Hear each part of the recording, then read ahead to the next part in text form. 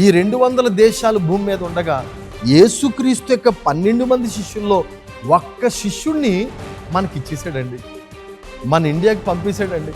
అంటే ఇండియా అంటే నా ప్రభువుకి చాలా ఇష్టం అన్నమాట. జూలై 3 ఇండియన్ క్రిస్టియన్ డేగా మనం సెలబ్రేట్ చేసుకుంటున్నాం. ఎందుకో తెలుసా మీకు? జూలై 3 ఇండియన్ క్రిస్టియన్ డేగా మనం ఎందుకు సెలబ్రేట్ చేసుకుంటున్నామంటే, పిల్లలు, ఇండియా దేశంలో ఒక అపోహ ఉంది.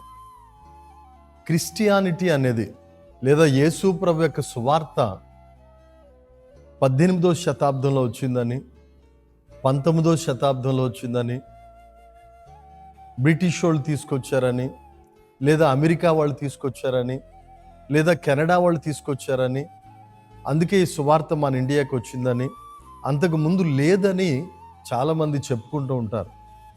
అది అబద్ధం. కొంతమంది చరిత్ర తెలియని వాళ్ళు చెప్తూ ఉంటారు. పిల్లరా, యేసు ప్రభు వారి సువార్త 1వ శతాబ్దంలోనే మన ఇండియా దేశానికి వచ్చింది. యేసు ప్రభుకి 12 మంది శిష్యులు ఉన్నారు. ఆ 12 మంది శిష్యుల్లో ఒకడైనటువంటి తోమ 1వ శతాబ్దం 52వ సంవత్సరంలో ఇండియా దేశానికి వచ్చి సువార్త ప్రకటించాడు. ఆయన ఒక జాలరి. ఈయనకి మరొక పేరు దిదుమ అనబడిన తోమ. దిదుమ అంటే అర్థం కవలలు అని అర్థం. బహుశా తోమా గారికి ఇంకొక బ్రదర్ ఉండే ఉంటారు, కవలలు అన్నమాట. చాలా మంచి వ్యక్తి, చేపలు పట్టుకునే ఒక జాలర్. ఈ తోమా గారు కేరళ రాష్ట్రంలో మలబార్ సముద్ర తీరంన గిరంగనూర్ అనే ప్రాంతమునకు ఒక వర్తక వాడ మీద తోమా గారు మన భారతదేశంలో అడుగుపెట్టారు. 7 ప్రాంతాల్లో ఆయన సువార్త ప్రకటించాడు. 1 గిరంగనూరు, 2 పాలమూరు, 3 పారూర్, 4 కొంకమంగళం, 5 నిరణం, 6 కాయల్, 7 కొల్లమ్మను ఈ 7 ప్రాంతాల్లో ఆయన సువార్త ప్రకటించి అనేక మందిని ప్రభు తట్టు త్రిప్పాడండి. అంతేకాదు, ఆ కేరళ ప్రాంతంలో ఒక అద్భుతమైన విషయం జరిగింది. సముద్ర తీరమున నడుచుకుంటూ వెళ్తున్నప్పుడు కొంతమంది బ్రాహ్మణులు సంధ్యావందనం చేస్తూ ఉన్నారు. చూడండి, ఉదయకాలంలో బ్రాహ్మణులు సంధ్యావందనం చేస్తూ ఉంటారు. ఇంకా చాలామంది సంధ్యావందనం చేయడం కూడా మనం చూస్తూ ఉంటాం. ఏమని? పాపోహం పాపకర్మ పాపాత్మ పాప సంభవ త్రాహిమాం కృపయా శరణాగ్రత వచ్చల అన్యదా శరణం నాస్తిత్వమేవా శరణం మమ అని ఒక స్లోగన్ చదువుతూ, మేం పాపములో పుట్టాం, పాపములో పెరుగుతున్నాం, పాపములోనే మరణిస్తున్నాం ప్రభువా, పాపము నుండి విడిపించి దేవా అని ఆ ప్రార్థన చేస్తూ ఉంటారు. అలా కొంతమంది బ్రాహ్మణులు ఇలాగ సంధ్యావందనం చేస్తున్నప్పుడు తోమా గారు నడుచుకుని వెళ్తున్నారు. ఆ సమయంలో ఈ సంధ్యావందనం చేస్తున్నటువంటి బ్రాహ్మణులను చూశారు. చూసి ఆగారు. వాళ్ళు నీళ్లు ఇలా పైకి విసురుతున్నప్పుడు ఆ నీళ్లు కింద పడుతున్నాయి. అప్పుడు తోమా గారు అన్నారు, మీరు వేసిన నీళ్లు మీ దేవుడు మహిమ గలవాడైతే ఆ నీళ్లు కింద పడకుండా చేయండి అన్నాడు. వాళ్ళు ఆశ్చర్యంగా, మరి మీ దేవుడు గొప్పవాడైతే నువ్వు చెయ్యి అన్నారు వాళ్ళు. అప్పుడు మా దేవుడు గొప్పవాడు, మా యేసు ప్రభు సజీవుడని ఆయన ఏం చేశాడు తెలుసండి, వాళ్ళు ఎదుట నీళ్లు అలా పైకి విసిరాడు, నీళ్లు కింద పడలేదు. ఆ ఆశ్చర్యాన్ని చూసిన వాళ్ళు, ఆ మిరాకల్ చూసిన వాళ్ళు వెంటనే ప్రభువుని నమ్ముకున్నారు. అక్కడ 4 ఫ్యామిలీస్, 4 కుటుంబాలు ప్రభు యొక్క రక్షణ పొందారు. అలాగా కేరళ ప్రాంతంలో సేవ ప్రారంభించి అక్కడి నుంచి మరలా ఆయన మద్రాసు ప్రాంతానికి వచ్చారు. మద్రాసు ప్రాంతంలో చిన్నమలై అనేటువంటి కొండ మీద ఆయన ఉంటూ ఆ కొండ మీద చిన్న మందిరాన్ని నిర్మించి అక్కడి నుండి సువార్త ప్రారంభించాడు. అనేక ప్రాంతాలకు వెళ్ళి సువార్త ప్రకటిస్తూ ఉండగా ఎంతోమంది ఈ తోమా గారిని వెంబడించడం ప్రారంభించారు. ఆ తోమా గారు నిర్మించిన చిన్న మందిరం దగ్గరికి అనేక మంది, వేల మంది ప్రజలు వాక్యం వినడానికి వచ్చేవారు. వాక్యం వినడానికి వచ్చిన ప్రజలకు ఆయన వాక్యం చెప్పి ప్రార్థన చేసి, రాత్రి అయిన తర్వాత ఆ కొండ మీదే ఒక గుహ ఉండేదంట, ఆ గుహలోకి వెళ్ళి ప్రార్థన చేస్తూ ఉండేవాడు. అక్కడ వేలాది మంది ప్రజలు వస్తున్నప్పుడు త్రాగడానికి నీళ్లు లేకపోతే ఆ కొండ మీదే ఒక బండ ఉంటే తన కర్రతో ఆ బండను కొట్టగానే అద్భుతమైన నీటి ఊట అక్కడ సృష్టించాడు తోమా గారు. ఆ విధంగా అక్కడికి వస్తున్న వారికి అనేకమైన కార్యాలు చేశాడు. కుంటి వాళ్ళు నడిచిపోయారంట, గుడ్డి వారు చూశారంట, అనేక మంది రోగులు స్వస్థత పడ్డారంట. ఆ దినాల్లో మద్రాసులో అద్భుతాలు చేశాడంట ఆయన. అందుకనే తోమా గారు చేస్తున్న ఈ సూచక్రియలు, ఈ మహత్కార్యాలు చూసి ఈ బ్రాహ్మణులు అసూయపడి ఇలాగే వదిలేస్తే మద్రాస్ అంతా కూడా క్రిస్టియానిటీ అయిపోద్దని చెప్పేసి చాలా అసూయతో ఆయన్ని చంపాలని ప్రయత్నం చేశారట. క్రీస్తు శకం 72వ సంవత్సరం జూలై 3వ తారీఖు ఈ చిన్నమలై అనే కొండ మీద ఆయన ప్రార్థన చేసుకుంటూ ఉండగా మరి వెనక నుండి దుండుగులు వచ్చి బళ్ళెంతో వెన్నుపోసులో నుండి లేదా వెనక భాగంలో నుండి కడుపులోకి దిగినట్లుగా పొడి చేశారండి. మరి వెన్నుపోసులో నుండి కడుపు బయటికి బళ్ళెం వచ్చేసిందండి. ఆ బళ్ళెము కడుపులో ఉంటుండగానే ఆయన పాక్కుంటూ అక్కడ ఒక సిలువ ఉంటే ఆ సిలువ దగ్గరికి వెళ్ళి ఆ సిలువను హత్తుకుని అక్కడే ప్రభుని ప్రార్థన చేసుకుని, ప్రభువా నీ కొరకు మరణించేటువంటి ధన్యత నాకు ఇచ్చావని మౌనంగా ప్రార్థించుకుని కన్ను మూసాడండి. హతసాక్షి అయ్యాడండి, అమరుడయ్యాడండి అపోస్తలుడైన తోమా గారు. అప్పుడు ఆ సమయంలో ఆ మద్రాసును పరిపాలిస్తున్నటువంటి రాజుగారు మహాదేవన్ గారు, అతని కుమారుడైన విజయన్ గారు కలిసి తోమా గారి యొక్క భౌతిక కాయం దగ్గరికి వచ్చి చాలా విలపించి బాధపడి, అయ్యో ఇంత మహానుభావుణ్ణి, ఇంత మంచివాణ్ణి పొట్టను పెట్టుకున్నారని చాలా వేదన చెంది బంగారు వస్త్రాన్ని తీసుకొచ్చి ఆయన దేహానికి చుట్టి ఆ పరిశుద్ధుడైన తోమా గారిని ఆ కొండ మీదే సమాధి చేశారండి. ఆ కొండ మీదే సమాధి చేశారండి బిడ్లరా. అప్పుడు ఆ కొండకి మౌంట్ థామస్ అనే పేరు పెట్టారు. మౌంట్ థామస్, అక్కడే ఒక పెద్ద మందిరం కూడా నిర్మించారు, మౌంట్ థామస్ చర్చ్. ఇప్పుడు మీరు మద్రాసు ప్రాంతానికి వెళితే అక్కడ మౌంట్ థామస్ అనే కొండ ఉంటుంది. అక్కడ ఆయనకి చిహ్నంగా, ఆయన మరణానికి చిహ్నంగా ఒక మందిరం నిర్మింపబడింది.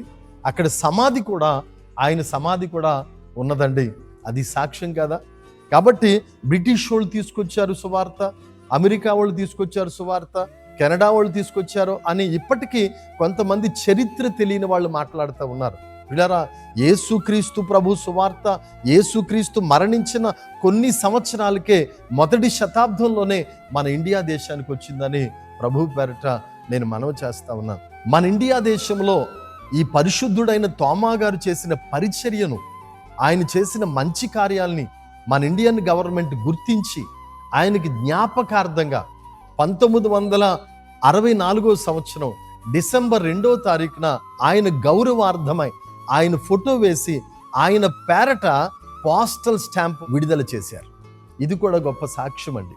ఆయన మొదటి శతాబ్దంలో వచ్చాడని, సువార్త ప్రకటించాడని, మన ఇండియాలో ఎప్పుడో దేవుని సువార్త వచ్చిందనడానికి ఇది ఒక సాక్ష్యమే. అంతేకాదండి, 6వ పోప్ అయినటువంటి పాల్ గారు 1972 సంవత్సరంలో తోమా గారిని భారతదేశపు అపోస్తలుడని ప్రకటించాడండి. అవునండి, భారతదేశపు అపోస్తలుడండి. భారతదేశానికి వచ్చి భారతదేశంలో 20 సంవత్సరాలు పరిచర్య చేసి చీకట్లో ఉన్న అనేక మంది జీవితాల్ని వెలిగించాడండి. మూఢాచారాలతో, సాంప్రదాయాలతో, మూఢభక్తితో నిండిపోయిన మన ఇండియా దేశంలో ఉన్నటువంటి అజ్ఞానాన్ని, చీకటిని తొలగించిన మహా గొప్ప వ్యక్తి తోమా గారండి. ఆయన ఇండియా దేశానికి నజరేయుడైన యేసుక్రీస్తును ప్రకటించి అనేక మందిని చీకట్లోంచి వెలుగులోనికి, మరణములో నుండి జీవములోనికి నడిపించిన గొప్ప మహనీయుడండి. తోమా గారి జ్ఞాపకార్థమై జూలై 3 ఇండియన్ క్రిస్టియన్ డేగా మనం సెలబ్రేట్ చేసుకుంటున్నాం. పిల్లరా, యేసు ప్రభు 12 మందిలో ఒక్కడైనటువంటి తోమాను మన ఇండియాకి పంపించాడండి దేవుడు. మన ఇండియా దేశాన్ని ఎంత ప్రేమిస్తున్నాడండి. మన ఇండియా అంటే దేవుడికి ఎంత ఇష్టమో కదా, ఎంతో ప్రేమ. ఒక విధంగా చెప్పాలంటే ప్రపంచంలో 195 పెద్ద దేశాలు ఉన్నాయి. ఇంకా చిన్న చిట్టగా చూస్తే 200 దేశాలు ఉన్నాయి. ఈ 200 దేశాలు భూమి మీద ఉండగా యేసుక్రీస్తు యొక్క 12 మంది శిష్యుల్లో ఒక్క శిష్యుణ్ణి మనకి ఇచ్చేసాడండి, మన ఇండియాకి పంపేశాడండి. అంటే ఇండియా అంటే నా ప్రభువుకి చాలా ఇష్టం అన్నమాట. దేవుని బిడ్డలరా, ఈ రోజున ఇండియాని యేసుక్రీస్తు ఎంతో ప్రేమించాడు. ఇండియా నశించిపోవడం నా ప్రభువుకి ఇష్టం లేదు. ఇండియాలో ఉన్న ప్రజలందరూ వెలుగు తెలుసుకోవాలి, రక్షణ అనుభవంలోకి రావాలి, నిత్య జీవం పొందాలి, నరకము నుండి, అగ్నిగుండము నుండి తప్పించుకుని ఆ పరలోకములో యుగ యుగాలు నిత్య రాజ్యములో ఉండాలని ఆశపడి తన శిష్యుణ్ణి మన కోసం పంపాడండి. ఆయన యేసు ప్రభు శిష్యుడిగా ఉన్న దినాల్లో అద్భుతమైన 3 సందర్భాలు మనకు కనపడతాయి. ఆ 3 సందర్భాల్లో నుండి 3 బ్రహ్మాండమైన అమూల్యమైన సత్యాల్ని మనం నేర్చుకోవచ్చు. అదేంటో నేను మీకు చెప్తాను, జాగ్రత్తగా వినండి. యోహాను సువార్త 11వ అధ్యాయము 16వ వచనాన్ని మనం చూస్తే, ఆయనతో కూడా చనిపోవుటకు వెళ్ళుదము రండి అంటాడు తోమా గారు. ఏ సందర్భంలో తోమా గారు ఈ మాట మాట్లాడారో నేను చెప్తాను, జాగ్రత్తగా వినండి. పిల్లలు, యేసు ప్రభు వారు గలిలీ ప్రాంతంలో పరిచర్య చేస్తున్నప్పుడు బేతనియా అనేటువంటి ఊరిలో ఉన్నటువంటి మరియమ్మ, మార్తలు కబురు పెట్టారు ప్రభువా, మా తమ్ముడు, నీవు ప్రేమిస్తున్నటువంటి నీ శిష్యుడైన మా తమ్ముడు చావు బ్రతుకులో ఉన్నాడు, నీవొచ్చి అతన్ని లేపయ్యా, బాగు చేయయ్యా అని కబురు పెట్టారు. ఈ బేతనియా అనేది యెరూషలేముకి దగ్గరగా ఉంటుందన్నమాట. ఇప్పుడు యేసు ప్రభుని కబురు పెట్టారు. యేసు ప్రభు ఏమో గలిలియా అనే రాష్ట్రంలో ఉన్నారు, ఈ బేతనియా ఏమో యోదయ రాష్ట్రంలో ఉంది. యేసు ప్రభు కబురు పెడితే ప్రభు కొంచెం ఆలస్యం చేశాడు. అప్పటికి లాజరు చనిపోయాడు, 4 రోజులు అయిపోయింది. అప్పుడు అంటున్నాడు ప్రభు శిష్యులతో, మనము బేతనీకి వెళ్దాం, యోదయ ప్రాంతానికి వెళ్దాం, అక్కడ మన స్నేహితుడైన లాజరు నిద్రిస్తున్నాడు అన్నాడు. అప్పుడు శిష్యులు అన్నారు, ప్రభువా, మనం యోదయ ప్రాంతానికి వెళ్ళడం మంచిది కాదు, అక్కడ యూదులందరూ మీరంటే చాలా కక్షగా ఉన్నారు, మీరు ఎప్పుడు వస్తారా, ఎప్పుడు పట్టుకుందామా, ఎప్పుడు రాళ్లతో కొడదామా, ఎప్పుడు పర్వతం మీద నుండి లేదా కొండ మీద నుంచి కిందకు తోసేద్దామా, ఎప్పుడు సిలువ వేసి చంపేద్దామా అని మిమ్మల్ని చంపడానికి చూస్తున్నారు. కాబట్టి వెళ్ళొద్దు ప్రభువా, మీరు చనిపోతారు, మీతో కలిసి మమ్మల్ని కూడా చంపేస్తారు, వెళ్ళొద్దు ప్రభువా అని చెప్పినప్పుడు అప్పుడు తోమా గారు మాట్లాడిన మాట అద్భుతమైనటువంటి సందేశాన్ని ఇస్తుంది. యోహాను సువార్త 11వ అధ్యాయము 16వ వచనం, అందుకు దిదుమ అనబడిన తోమా ఆయనతో కూడా చనిపోవుటకు మనము వెళ్ళుదము రమ్మని తన తోడి శిష్యులతో చెప్పాను. పిల్లరా, ఎంత అద్భుతమైన మాట అండి. ఆయనతో కూడా మనము చనిపోవుటకు వెళ్ళుదము రండి రండి. శిష్యులందరూనేమో వద్దు ప్రభువా, నీతో కలిసి మేము చనిపోతాం, నువ్వు చనిపోతాం, మేము చనిపోతాం, మేము రామ్ ప్రభువా, వద్దు ప్రభు అంటుంటే ధైర్యంతో కూడిన మాట, విశ్వాసంతో కూడిన మాట, పిరికివారిగా మాట్లాడుతున్న శిష్యులలో ధైర్యాన్ని నింపుతున్న మాట. ఇక్కడ ఆలోచించవలసిన విషయం ఏంటంటే, ఇప్పుడు నా శిష్యులు ఉన్నారండి, నా శిష్యులే ఉన్నారనుకుందాం, నేను వెళ్తున్న వంతెన మీద నన్ను చంపడానికి ఎవరైనా అక్కడ కాపలా కాశారనుకో, చంపడానికి చూస్తున్నారు. ఆ సమయంలో నేను అక్కడికి వెళ్తాను అంటున్నాను, నా శిష్యులు అంటారు, పాస్టర్ గారు అక్కడికి వెళ్ళొద్దండి, అక్కడికి వద్దండి, మిమ్మల్ని చంపడానికి చూస్తున్నారండి, మీతో కలిసి మమ్మల్ని కూడా చంపేస్తారండి, వెళ్ళొద్దు అన్నారనుకోండి. అప్పుడు వెంటనే ఏమండి నేను వెళ్తాను, లేదు నేను వెళ్ళాలి, నేను వెళ్తాను అన్నాను అనుకోండి. అయితే మీరు వెళ్తే వెళ్ళండి, మేము రాము, మీరు చచ్చిపోతే చచ్చిపోండి, కానీ మేము మీతో కలిసి చావము అంటారు ఎవరన్నా అయితే. కానీ పిల్లరా, ఇక్కడ తోమా ఎంత నిబ్బరముగా, ఎంత ధైర్యంగా, ఎంత తెగింపుతో మాట్లాడుతున్నాడు చూడండి. అతనుకున్న తెగువు చూడండి. యేసు ప్రభుతో కలిసి చనిపోదాం రండి. బహుశా నేను అనుకుంటాను అనే ఉంటాడు, రే మనకి రొట్టెలు లేనప్పుడు, మనం తినడానికి తిండి లేనప్పుడు యేసు ప్రభు మనకి రొట్టెలు పెట్టాడు, అప్పుడు యేసయ్యతో కలిసి మనం ఉన్నాం కదా. మనం కృంగిపోతున్నప్పుడు, మంచం మీద అనారోగ్యంతో పడుతున్నప్పుడు, అనారోగ్యం పాలైపోయినప్పుడు యేసు ప్రభు మన దగ్గరికి వచ్చి మనల్ని స్వస్థపరిచాడు, అప్పుడు ఆయనతో కూడా మనం ఉన్నాం కదా. మనం దెయ్యాల చేత పీడించబడుతున్నప్పుడు, అపవిత్రాత్మల చేత పీడించబడుతున్నప్పుడు ఆయనతో కూడా మనం ఉన్నాం కదా. ఒక్క చేప కూడా లేనప్పుడు మన దోణి దగ్గరికి వచ్చి 2 దోణెల నిండా చేపలు ఇచ్చాడు, అప్పుడు ఆయనతో కూడా మనం ఉన్నాం కదా. ఆయన వల్ల ఎన్నో మేలులు పొందాం, ఎన్నో ఆశీర్వాదాలు అనుభవించాం, ఎన్నో కార్యాలు చూసాం. విద్య లేని పామరులమైన మనం ఆయనతో ఉన్నప్పుడు ఎన్నో ఆత్మీయ విషయాలు మనకు నేర్పించాడు, ప్రార్థన నేర్పించాడు, నీతి నేర్పించాడు, భక్తి నేర్పించాడు, విశ్వాసాన్ని నేర్పించాడు, ఎక్కలేని ఎత్తైన ఆత్మీయ శిఖరాలు ఎక్కించాడు కదా. ఇంతగా దీవించి ఇంతగా హెచ్చించిన ప్రభువుని ఈ సందర్భంలో విడిచిపోదామా? ఆయనతో కలిసి వెళ్దాం, ఆయనతో కలిసి జీవిద్దాం, వీలైతే ఆయనతో కలిసి చనిపోదాం అన్నట్టుగా అపోస్తలుడైన తోమా గారు వాళ్ళని ధైర్యపరిచాడు. పిరికివానైన వారిలో ధైర్యాన్ని నింపాడు. అప్పుడు వాళ్ళు చనిపోవడానికి వెళ్ళిపోదామని ఒక్కొక్కరు సిద్ధపడి యేసు ప్రభుతో కలిసి యోధా ప్రాంతానికి బయలుదేరారు. కాబట్టి యేసు ప్రభు వారిని వెంబడించడంలో ఒక అద్భుతమైనటువంటి తెగింపు కలిగిన వాడిగా మరి తోమా గారు కనబడుతున్నారు. ఇక రెండవ సందర్భం మనం చూస్తే యోహాను సువార్త 14వ అధ్యాయం 5వ వచనంలో ఒక అద్భుతమైన ప్రశ్న వేశాడు. తోమా ఎక్కువగా ప్రశ్నలు వేస్తూ ఉండేవాడు, డౌట్లన్నీ కూడా క్లారిఫై చేసుకుంటూ ఉండేవాడు. ఇలా చాలా మంచి తత్వం అండి అది. కొంతమందికి డౌట్లు వస్తాయి. ఏమండి, యేసు ప్రభులో బాగా ఎదిగే వారికి ఎక్కువ డౌట్లు వస్తాయి. ఆ డౌట్లు వస్తున్నాయి అంటే నువ్వు దేవుళ్ళో బాగా ఎదుగుతున్నావు అని అర్థం. ఆ డౌట్లు మనలోనే ఉంచేసుకోకూడదు, దాన్ని క్లారిఫై చేసుకోవాలి. తెలుసున్న వాళ్ళని అడగాలి, పాస్టర్ గారులను అడగాలి, ఇంకా వాళ్ళకి తెలియకపోతే ఇంకెవరినన్ను అడగాలి, లేదా పుస్తకాలు చదవాలి. ఇలా చదువుతున్నప్పుడు మీకు అవగాహన అవుతూ ఉంటుంది. అది తెలుసుకోకుండా డౌట్లు క్లారిఫై చేసుకోకుండా మీరు డౌట్లు మీ హృదయంలోనే ఉంచుకున్నారనుకో ప్రభు కోసం మీరు వాడబడలేరు. తోమా గారికి డౌట్ వచ్చింది అంటే ఖచ్చితంగా ఆయన అడిగేవాడు. ఒకరోజు యేసు ప్రభువారు నేను వెళ్తున్నాను, మీ హృదయములను కలవరపడనివ్వకండి, మీరు జాగ్రత్తగా ఉండండి అని కొన్ని హెచ్చరికలు చేస్తున్నప్పుడు శిష్యులు ఎవరో కూడా ఎక్కడికి వెళ్తున్నావు ప్రభు అని అడగడానికి తెగించలేదు. కానీ తోమా అడుగుతున్నాడు. యోహాను సువార్త 14వ అధ్యాయము 5వ వచనం. అందుకు తోమా, ప్రభువా ఎక్కడికి వెళ్ళుచున్నావో మాకు తెలియదే, ఆ మార్గం ఎలాగూ తెలియనని ఆయనను అడగగా. చూసారండి, అడుగుతున్నాడు తోమా, ప్రభువా ఎక్కడికి వెళ్తున్నావు మాకు తెలియదే, ఆ మార్గం ఎలాగో నువ్వు చెప్పు ప్రభువా అని అడుగుతున్నాడు. కాబట్టి ఈ రోజున దేవుని బిడ్డలారా, మీకు ఎవరికైనా ఆ డౌట్ వచ్చినప్పుడు దాన్ని తప్పకుండా నివృత్తి చేసుకోండి, అడిగి తెలుసుకోండి, అంతేగాని డౌట్తో ఉండకండి. తోమా అడిగిన ప్రశ్న వలన యావత్ ప్రపంచానికి అద్భుతమైన సందేశం నా ప్రభు వలన దొరికింది. ఒక అమూల్యమైన సందేశాన్ని ప్రభు ఇచ్చారు. ఏమని?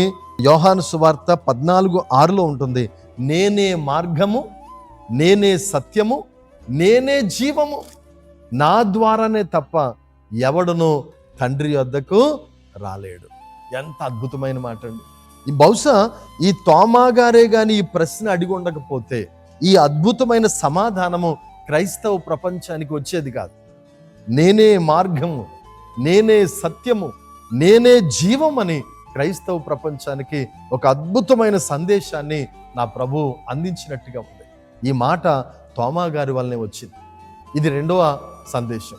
ఇక మూడో విషయం ఏంటంటే యోహాను సువార్త 20వ అధ్యాయం మనం చూస్తే అక్కడ యేసుక్రీస్తు ప్రభువారు మరణించిన తర్వాత 3వ దినాన మృత్యుంజయుడిగా లేచి భూమి మీద 40 దినాలు సంచారం చేసి మొట్టమొదటిగా మగ్దలేనే మరియ కనబడి, తర్వాత ఈ అమ్మాయి మార్గంలో 2 కనబడి, ఆ తర్వాత శిష్యులకు కూడా కనబడ్డాడు. 12 మందిలో తోమా లేడంటప్పుడు అప్పుడు యేసయ్య ప్రత్యక్షమయ్యాడు. మీకు సమాధానం కలుగును గాక అన్నాడు. వాళ్ళు చాలా పిరికివారిగా ఉన్నవాళ్ళు, అప్పటి వరకు భయపడుతూ ఇక మా యేసు లేడు, మా యేసు మరణించాడు, మేము అనాథులైపోయాం అనుకుంటున్న వాళ్ళతో దేవుడు మాట్లాడినప్పుడు వారు ఎగిరి గంతేశారు. మన యేసయ్య సజీవుడు అని తెలుసుకున్నారు. అప్పుడు వారిని దేవుడు ఆశీర్వదించి వారి మీద పరిశుద్ధాత్మను ఊది ఈ విషయాన్ని, ఈ సందేశాన్ని మీరు అందరికీ చెప్పమన్నారు. అప్పుడు వాళ్ళు తోమా దగ్గరికి వచ్చారు. తోమా, నువ్వు చాలా ఛాన్స్ మిస్ అయిపోయావు. మన ప్రభు సజీవుడు అయ్యాడు, ఆయన్ని మేము చూసాం, ఆయన ప్రత్యక్షమయ్యాడు, మేము చూసాం తోమా అని చెప్తున్నప్పుడు తోమా నమ్మలేదండి. నేను నమ్మనంటే నమ్మను. ఆయన నిజంగా నేనున్నప్పుడు ప్రత్యక్షమైతే ఆయన గాయాల్లో నా ఏలు పెట్టి చూస్తేనే కానీ నేను నమ్మనన్నాడండి. ఏలు పెట్టి చూస్తేనే కానీ నమ్మనన్నాడు. పిల్లరా, ఈ విషయంలో చాలామంది అనుకుంటారు అనుమానపు తోమ, ఆయనకు అనుమానం ఎక్కువ, అందుకే అనుమానపు తోమ అంటారు. లేదండి, అది ఒట్టిది. ఆయన అనుమానపు తోమ అని అనకండి. ఆయన ఏదైనా ఒక డౌట్ వచ్చిందంటే అది ఖచ్చితంగా నివృత్తి చేసుకునేవాడు, దాన్ని సాల్వ్ చేసుకునేవాడు. అది ప్రత్యక్షంగా చూస్తేనే కానీ నమ్మేవాడు కాదు. అందుకనే ఆయన గొప్ప సేవ చేశాడు. ఒక రోజున దేవుడు నన్ను సేవకు పిలుస్తున్నాడు. మా అమ్మగారితో దేవుడు మాట్లాడాడు, నువ్వు సేవ చేయాలి నా కుమారుడు అని. అలాగే మా అమ్మమ్మ గారితో కూడా మాట్లాడుతూ ఉండేవాడు ప్రవచనం ద్వారా, నా కుమారుడు నువ్వు నా సేవ చేయాలి అని. అప్పుడు నేననేవాడిని, ప్రభువా సేవ చేయవలసింది నేను కదా, నువ్వు వాళ్ళతో వీళ్ళతో మాట్లాడడం ఏంటి, నాతోనే మాట్లాడు, నాతో మాట్లాడి నాకు కనబడితే అప్పుడు నేను సేవకు వస్తాను ప్రభు అని మా అమ్మగారితో మా అమ్మమ్మతో చెప్పేవాడిని. నిజంగా దేవుడు నాతోనే మాట్లాడాడు, నాకే కనబడ్డాడు, నాతోనే మాట్లాడాడు. అందుకే నా సేవలో ఎన్నో కష్టాలు వచ్చాయి, భోజనం లేని పరిస్థితులు వచ్చాయి. కొట్టారు, నన్ను నిందలు వేశారు, అవమానపరిచారు, మందిరం కూడా పీకేశారు. ఇలాంటి పరిస్థితుల్లో కూడా నేను ఓర్చుకుని జయించి ఈరోజున సేవలో నిలబడగలిగాను అంటే నా ప్రభు నాతో మాట్లాడబట్టే. నన్ను పిలిచిన వాడిని నేను ఎరుగుదును గనక కష్టకాలాల్లో కూడా నేను ప్రభు కోసం నిలబడగలిగాను. దేవుని బిడ్డలారు, అపోస్తుడైన పరిశుద్ధుడైన తోమా గారు కూడా యేసు ప్రభు ప్రత్యక్షమైనప్పుడు నిజంగా ప్రభువుని చూశాడు. తోమా కోసం యేసయ్య మరలా ప్రత్యక్షమయ్యాడు, గాయాలు చూపించాడు. ఆ గాయాల్లో వేలు పెట్టి తోమా అన్నాడు. నిజంగా తోమా గారు అప్పుడైనా కానీ కొంచెం నమ్మొచ్చు కదా. నో, గాయపు చేతులు వేలు పెట్టాడు, ఈ పక్క నుండి ఆ పక్క వెళ్ళిపోయింది వేలు. అప్పుడు నమ్మాడు. అప్పుడు అంటాడు, నా దేవా నా ప్రభువా నన్ను క్షమించు ప్రభు అన్నాడు. అందుకే గాయాల్లో వేలు పెట్టి చూసి ప్రభు సజీవుడని నిర్ధారించుకున్నాడు కనుక ఆయన అద్భుతమైన సేవ చేశాడు. ఒరే, యేసు ప్రభు గురించి నువ్వు చెప్పొద్దు, చెప్తే నేను తన్నుతాను లేదా చంపుతామంటే, మీరు చంపినా మీరు తన్నినా మేము వేటిని చూసామో, వేటిని మా కళ్ళారా చూసామో, వేటిని విన్నామో, వేటిని మా చేతులు తాకి చూసాయో వాటిని చెప్పకుండా ఉండలేము, వాటిని చెప్పకుండా ఉండలేమన్నారు.